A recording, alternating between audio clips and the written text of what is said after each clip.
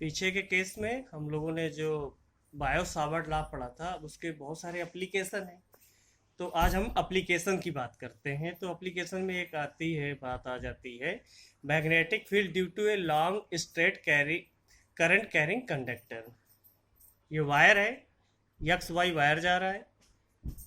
अब देखो, यक्स और वाई एक वायर ले लिया, यहाँ से बैटरी के टर्मिनल से करंट कनेक्ट है या कैसे भी यहाँ से करंट फ्लो हो रही है।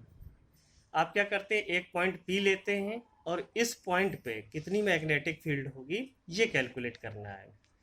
तो उसको करने से पहले एक छोटा सा एलिमेंट डीएल ले लिया, यहाँ से ये जो एंगल बनाएगा डीएल और ये आर के बीच में थीटा एंगल बनाएगा। इसके मिड पॉइंट पे आपने डिस्टेंस ए ले ली। अब इसके लास्ट हिस्सा एक्स और वाई पे जो एंगल बनेगा वो φ1 और इधर से φ2 बनेगा।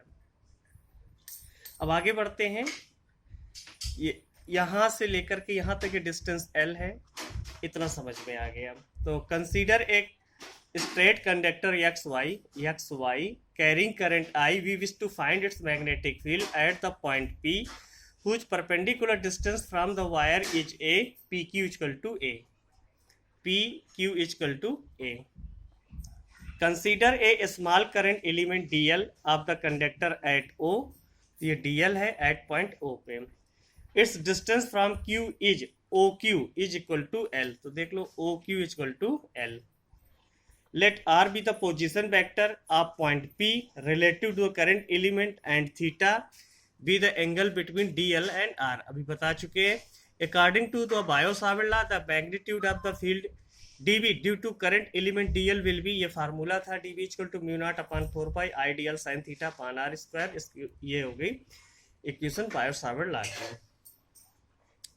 ये तो सिंपल केस था कि आपने एक एलिमेंट लिया था, एक्स वाई लिया था, पहले के केस के बता रहा हूँ। उसके हिसाब से फार्मूला आपने जनरेट कर लिया था कि ये इस पे डिपेंड करता है, इस पे डिपेंड करता है, इस पे डिपेंड करता है और इन्वर्सली इस पे डिपेंड करता है।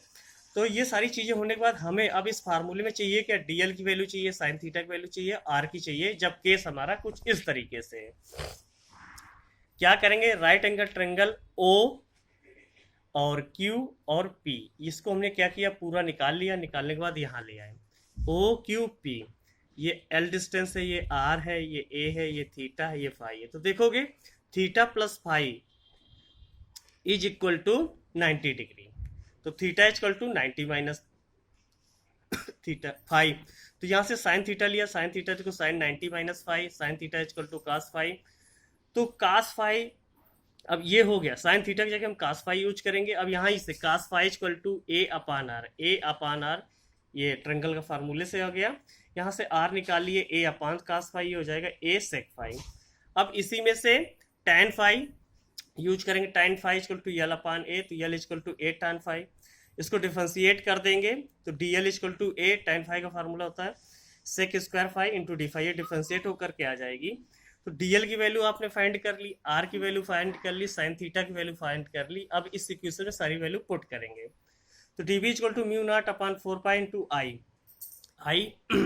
अब डीएल की वैल्यू चाहिए, डीएल की वैल्यू आई है a sec square phi d phi, a sec square phi d phi. Sine theta की वैल्यू आई थी आपकी, साइन थीटा की वैल्यू कास फाई, तो कास फाई फिट कर दिया। आर स्क्वायर, आर की जगह ए सेक स्क्वायर, स्क्वायर करेंगे ए स्क्वायर सेक स्क्वायर फाई, ए स्क्वायर सेक स्क्वायर फाई।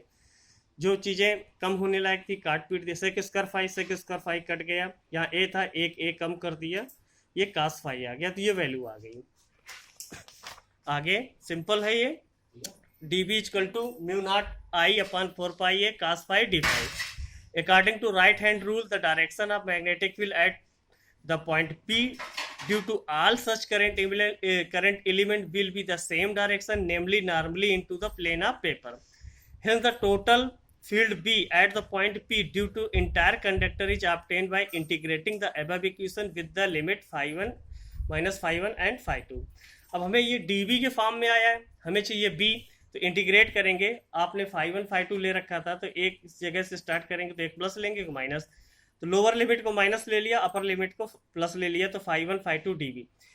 आगे बढ़ेगा, ये सब एक तरफ ले आए, कास फाई होगा, यहाँ से म्यू नॉट आई अपान 4 पाई है इंटीग्रेशन कास फाई का साइन फाई। ये जो वैल्यू रखोगे अपर वाली phi2 माइनस ये माइनस फार्मूले का है, फिर साइन, और ये माइनस का फाइव, ये माइनस माइनस मिलके प्लस हो जाएगा, mu naught I upon 4 pi a sine phi one plus sine phi two. This equation gives magnetic field due to a finite wire in term of the angle subtended at the observation point by the end of the wire. तो ये आपने figure समझ ही लिया था। अब इसमें कुछ cases आते हैं। केसेस क्या है? If the conductor X Y is infinitely long and the point P lie near the middle of the conductor, then बहुत वायर को आपने क्या किया है जो इनफाइनाइट तक गया है, और पॉइंट पी जो आपका दूर तक गया था ना, पास तक ले लिया, और एंगल जो है फाई जो बन रहा था वो आपका क्या हो गया, फाई टू हो गया। तो phi one equal to phi two equal to pi by two, value रखेंगे, सब कर देंगे तो ये वैल्यू आ जाएगी। If the conductor X Y जी infinity long but point P lie near the end Y or X की, अगर हम कर ले कि जो पॉइंट को किसी एक के पास ले आए, चाहे एक्स के पास ले आए चाहे वाई एक के पास लाएंगे, तो एक जगह वैल्यू हो जाएगी 90 डिग्री और दूसरी हो जाएगी 0। तो साइन 0 हो जाएगा, 90 हो जाएगा, तो ये खत्म हो जाएगा, ये 1 हो जाएगा, तो म्यू नॉट आई अपॉन 4 पाई है। तो ये केस था एक आपका जो है कि अगर आपका कोई वायर है बहुत लंबा है, इनफाइनाइट लॉन्ग डिस्टेंस का है, और पॉइंट कहीं पर आपको मैग्नेटिक फील्ड कैलकुलेट करनी है, तो बायो सावर्ट लॉ की हेल्प से हम इस तरीके से मैग्नेटिक फील्ड कैलकुलेट कर सकते हैं।